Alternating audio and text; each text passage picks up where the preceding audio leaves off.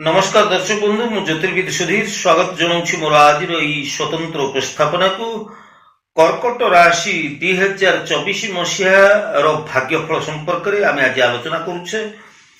तेबे 2024 मसीहाटी केमती कटिबो कर्कट राशि व्यक्ति विशेष मान 2024 मसीहाटी कर्कट राशि केमिति रही कर्मक्षेत्र आर्थिक दिग वाणिज्य व्यवसाय चाकरी वृत्ति शिक्षा स्वास्थ्य यही अनेक गुड़े महत्वपूर्ण प्रसंग उपरे आज आम आलोचना करवा जानिबा 2024 मसीहाटी केमिति कटिबो।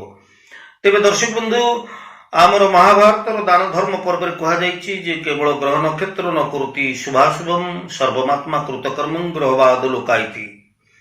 तेणु केवल जे ग्रह नक्षत्र आमको शुभाशुभ फल दियंती ता नुहे आमर कर्म द्वारा आमर ग्रह नक्षत्र प्रभावित होती आमर भाग्य मध्य निर्धारित होता है।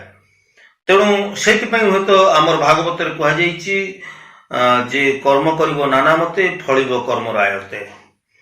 तेरे दर्शक बंधु कर्म को आम प्रथम तो प्राधान्य दबा एवं तापर आम भाग्यवादी हवा। आसंतु जानिबा कर्कट राशि ग्रह मान अवस्थिति किभली रही 2024 मसीहाटी केमती बीतवाक जाऊँगी ए संपर्क में कथा प्रभाव को आगू नवा। बृहस्पति आपणकर दशम रोला बेले शनि आपणकर अष्टम रही राहु नवम रोला बेले केतु आपणकर राशि तृतीय भाव रही। तेणु ग्रह मानकर एतादृश गोचरीय भ्रमण अवस्थिति को विचार को नेले यदि कर्मक्षेत्र कथा को आम देखा ताहले 2024 मसीह आपणकर दशम जदिओ आपणकर बृहस्पति रही एप्रिल मास पर आपणकर एकादश बृहस्पति होइजिबे। तेणु यही बृहस्पति आपणकर कर्मक्षेत्र को उज्जवलमय करेइबे। मोटामोटी उपरे आपण कर्मक्षेत्र रे वर्ष अनेक दिगरु सफलता प्राप्त होबाकू जाउछंती। कर्मक्षेत्र रे जदिओ टिके उत्थान पतन अवस्था आपणकर लागि रहिबो तथापि आपण कर्मक्षेत्र रे निश्चित भाव में प्रगति हासिल करें। प्रत्येक काम रे आपण सफल हो पारे एवं निजर कर्म दक्षता को आपण प्रतिपादन करी किछि प्रगति मध्य आपण हासिल करेंगे। तेबे कठिन परिश्रम ए वर्ष आपण को करबा को पड़ी पारे। कठिन आपणकर परिश्रम एवं परिश्रम को नहीं एवं सत पथरे आपण जदि कर्म करी चलती निष्ठा प्रभाव रे कर्म करी चलती ताहले ए वर्षटी आपण अनेक दिगरु सफलतार वर्ष ही आसुची। सफलतार शीर्ष रे आपण पहुंची पारिबे।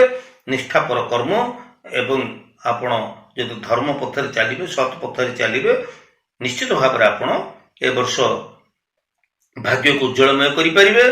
तबे अष्टम रे शनि आपणकर लोक संपर्क एवं कर्म क्षेत्र को टिके प्रभावित करिवे बाधा सृष्टि करिवे। आपण प्रति लोक माने टिके ईर्षाळु होई पारंती आपणकर विरुद्धाचरण करि पारंती। आपणकर प्रगति को देखि किछि हुए तो लोक आपणकर शत्रु होई पारंती बा आपणकर आपणक प्रति से माने ईर्षान्वित होई पारंती। तबे आपणकर कर्म आपणकर निष्ठापर उद्यम निश्चित आपको सफलतार शीर्ष में पहुंचेब। ये थिला आपणकर कर्मक्षेत्र कथा।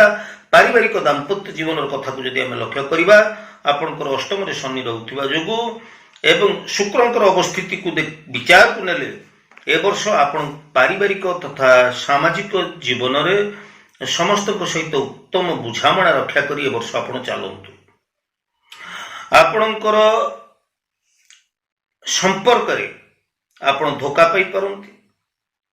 आपणकर आत्मीय प्रिय परिजन मानक सहित आपणकर मतांतर मनांतर ए वर्ष घटी पारे एवं पारिवारिक दाम्पत्य जीवन रे सहयोग समन्वयर अभाव हेतु को अशांति आपणकर मध्य देखा जाई पारे। तथापि आपणकर सहनशील गुण एवं आपणकर सकारात्मक चिंताधारा जहा निश्चित भाव रे परिवार रे आपण शांति सौहार्दपूर्ण वातावरण को बजाय रखिबा पई आपण निश्चित भाव रे वर्ष चेष्टा करिवे एवं पारिवारिक शांति आपण को रहिबो। आर्थिक दिग जदि आम लक्ष्य करिबा ताले शनि एवं बृहस्पति पाई ए वर्ष व्यवसाय रे बेस किछि आपण प्रगति हासिल करिवे। आर्थिक क्षेत्र रे आपण अनेक କ୍ଷେତ୍ରରୁ ଅନେକ ଦିଗରୁ ଆପଣ ଆର୍ଥିକ କ୍ଷେତ୍ରରେ ସୁଫଳ ପାଇପାରିବେ। ତେବେ ଆପଣ ଯଦି ଭାଗିଦାରୀ କାମ କରନ୍ତି ବା ପାର୍ଟନରସିପ୍ ହିସାବରେ ଆପଣ ଯଦି ବାଣିଜ୍ୟ ବ୍ୟବସାୟ କରନ୍ତି ତାହେଲେ ଆପଣଙ୍କୁ ଅନେକ କିଛି ସଫଳତା ମିଳିବ। କିନ୍ତୁ ସର୍ତ୍ତ ଏଠି ଯେ ଯାହା ସହିତ ଆପଣ ଭାଗିଦାରୀ ହିସାବରେ ବା ପାର୍ଟନରସିପ୍ ହିସାବରେ କାମ କରୁଛନ୍ତି ତାଙ୍କ ସହିତ ବୁଝାମଣାରେ ହୁଏତ କିଛି ସମସ୍ୟା ଆସିପାରେ, ଯାହା ଆପଣଙ୍କ ପାଇଁ ସମସ୍ୟା ହେଇପାରେ। ତେବେ ଆପଣ ବୁଝାମଣା ଉତ୍ତମ ରଖିକି ଯଦି ଭାଗିଦାରୀରେ ଆପଣ କାମ କରନ୍ତି ତାହେଲେ ନିଶ୍ଚିତ ଆପଣ ସଫଳତା ହାସଲ କରିପାରିବେ।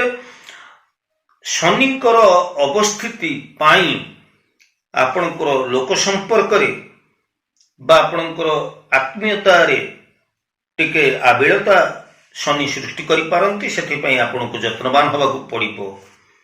ତେବେ ଦର୍ଶକ ବନ୍ଧୁ, ଆମେ କଥା ପ୍ରବାହକୁ ଆଗକୁ ନେଇ ଚାଲିବା ପୂର୍ବରୁ ପୁଣି ଥରେ ଆପଣମାନଙ୍କୁ କହି ରଖିବାକୁ ଚାହେଁ ଯେ ଯଦି ମୋର ଜ୍ୟୋତିଷ, ବାସ୍ତୁ ଏବଂ ଧର୍ମ ବିଷୟକ ଏହି ଐତିହାସିକ ଚ୍ୟାନେଲକୁ ନୂଆ କରି ଦେଖୁଛନ୍ତି, ମୋର ଭବିଷ୍ୟବାଣୀ ଯଦି ଆପଣଙ୍କୁ ଠିକ୍ ଲାଗେ ବା ଏହି କାର୍ଯ୍ୟକ୍ରମ ଯଦି ଆପଣଙ୍କୁ ଭଲ ଲାଗୁଥାଏ, ନିଶ୍ଚିତ ଭାବରେ ନୂଆ କରି ଦେଖୁଥିଲେ ଆପଣମାନେ ସବସ୍କ୍ରାଇବ୍ ଟିକେ କରିବେ, ଲାଇକ୍ କରିବେ ଏବଂ ମୋର ଭିଡ଼ିଓକୁ ବହୁଳ ପରିମାଣରେ ସେୟାର କରିବେ। ଆସନ୍ତୁ ଜାଣିବା ଆପଣଙ୍କର ଶିକ୍ଷା କଥା, ଶିକ୍ଷାର୍ଥୀମାନଙ୍କର କଥା।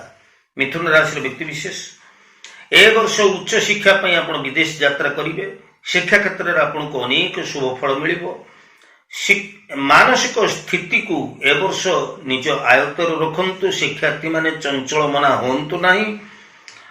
ଆପଣ ଯେଉଁମାନେ ବେରୋଜଗାର ଯୁବକ ଯୁବତୀ ମାନେ ରହିଛନ୍ତି, ଯେଉଁମାନେ ଚାକିରି ଅନ୍ୱେଷଣରେ ରହିଛନ୍ତି ବା ରୋଜଗାରକ୍ଷମ ହେବା ପାଇଁ ଚାହୁଁଛନ୍ତି, ସେମାନେ ନିଶ୍ଚିତ ଭାବରେ ମେ ମାସରୁ ଅଗଷ୍ଟ ମାସ ମଧ୍ୟରେ ଚାକିରି ପାଇପାରିବେ ଏବଂ ଶିକ୍ଷା କ୍ଷେତ୍ରରେ ଶିକ୍ଷାର୍ଥୀମାନେ ମଧ୍ୟ ସଫଳତା ହାସଲ କରିପାରିବେ। ଆସନ୍ତୁ ଜାଣିବା ଆପଣଙ୍କର ସ୍ୱାସ୍ଥ୍ୟର ହାଲଚାଲ। 2024 ମସିହାରେ ଆପଣଙ୍କର ସ୍ୱାସ୍ଥ୍ୟର ହାଲଚାଲ କେମିତି ରହିବ?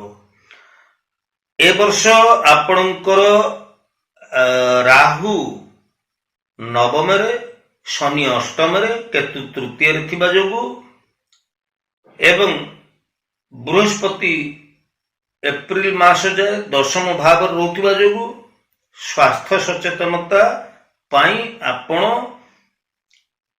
ଟିକେ ସଚେତନ ରୁହନ୍ତୁ। ବିଶେଷ ଭାବରେ ଖାଦ୍ୟକୁ ନେଇ ଅନିୟମିତ ଆହାର, ସନ୍ତୁଳିତ ଆହାରର ବ୍ୟତିକ୍ରମ ହେଇପାରେ, କାରଣ ଆପଣଙ୍କର ଖାଦ୍ୟ ପାଇଁ ଆପଣଙ୍କ ଶରୀରରେ କିଛି ସମସ୍ୟା ସୃଷ୍ଟି ହେବାର କଥା ଜଣାପଡ଼ୁଛି। ଆଉ ହଁ, ଆପଣଙ୍କର ମାନସିକ ସ୍ଥିତି, ମାନସିକ ଅବସ୍ଥା ଏ ବର୍ଷ ଭଲ ରହିବ ନାହିଁ। ସେଥିପାଇଁ ଆପଣ ଦୁଇଟି କଥା ଉପରେ ଗୁରୁତ୍ୱ ଦେବେ। ଗୋଟିଏ ହେଉଛି ଆପଣଙ୍କର ଖାଦ୍ୟ ଏବଂ ଅନ୍ୟଟି ହେଉଛି ଆପଣଙ୍କର ମାନସିକ ସ୍ୱାସ୍ଥ୍ୟ। ମାନସିକ ସ୍ୱାସ୍ଥ୍ୟ ପାଇଁ ଆପଣ ଯୋଗ କରନ୍ତୁ, ପ୍ରାଣାୟାମ କରନ୍ତୁ, ମେଡିଟେସନ ଟିକେ ଧ୍ୟାନ କରନ୍ତୁ। ଏପ୍ରିଲରୁ ଜୁନ ମାସ ମଧ୍ୟରେ ଆପଣଙ୍କର ସ୍ୱାସ୍ଥ୍ୟଜନିତ ସମସ୍ୟା ଟିକେ ଅଧିକ ଦେଖାଯାଇପାରେ ବା ଆପଣଙ୍କର ପରିବାରରେ କାହାରି ସ୍ୱାସ୍ଥ୍ୟଜନିତ ସମସ୍ୟା ଆପଣଙ୍କୁ ବ୍ୟସ୍ତ ବିବ୍ରତ କରିପାରେ। ତେଣୁ ଏପ୍ରିଲରୁ ଜୁନ ମାସ ମଧ୍ୟରେ ଆପଣ ସ୍ୱାସ୍ଥ୍ୟ ସମ୍ବନ୍ଧୀୟ ସମସ୍ୟା ପାଇଁ ସତର୍କ ରୁହନ୍ତୁ, ସଚେତନ ରୁହନ୍ତୁ ଏବଂ ଆପଣ ଅଭିଜ୍ଞ ଚିକିତ୍ସକ ମାନଙ୍କର ସହାୟତାରେ ଚିକିତ୍ସା ହୁଅନ୍ତୁ। ସ୍ୱାସ୍ଥ୍ୟର ଅବହେଳା କରନ୍ତୁ ନାହିଁ ଆଉ ମାନସିକ ସ୍ଥିତିକୁ ଆପଣ ନିଜ ଆୟତ୍ତରେ ରଖନ୍ତୁ।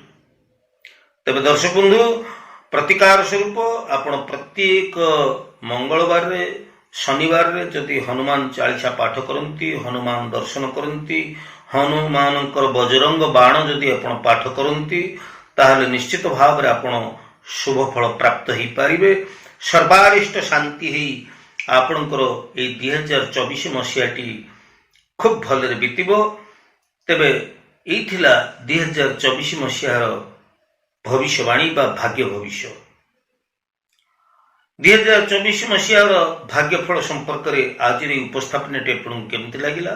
ନିଶ୍ଚିତ ଭାବରେ ଆପଣଙ୍କର ସୁଚିନ୍ତିତ ମତାମତ ଅପେକ୍ଷାରେ ମୁଁ ରହୁଛି। ଜ୍ୟୋତିର୍ବିଦ ସୁଧୀର। ପୁଣି ଆମେ ପରବର୍ତ୍ତୀ ଅଧ୍ୟାୟରେ ଦେଖା ହେବା। ସେ ପର୍ଯ୍ୟନ୍ତ ଜୟ ଜଗନ୍ନାଥ।